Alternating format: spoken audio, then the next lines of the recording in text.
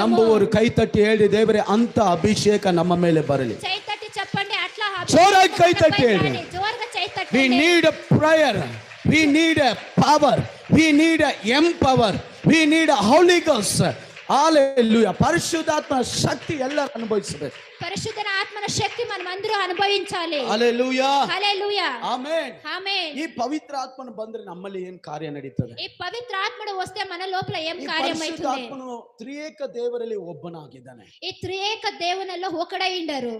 ತ್ರಿಯೇಕದಲ್ಲಿ ಒಬ್ಬರಾಗಿದ್ದಾರೆ. త్రియేకమైన ఒక్క దేవుడైండాడు. Father of God, son of God, Holy Spirit God. ತಂದೆಯಾದ ದೇವರು, ಮಗನಾದ ದೇವರು, ಪರಿಶುದ್ಧಾತ್ಮ ದೇವರು. తండ్రి అయిన దేవుడు, కొడుకైన దేవుడు, పరిశుద్ధాత్ముడు. ಈ ಮೂವರಲ್ಲಿ ಒಬ್ಬನೇ ಪವಿತ್ರ ಆತ್ಮನು. ఈ ముగ్గురులో ఒక్కడే ಈ ಪವಿತ್ರ పరిశుద్ధాత్ముడు. ಆತ್ಮನು ಒಂದು ವ್ಯಕ್ತಿ ಆಗಿದ್ದಾನೆ. ఈ పరిశుద్ధాత్ముడు ఒక మనిషి ಅದು అయ్యిండాడు. ನಮ್ಮ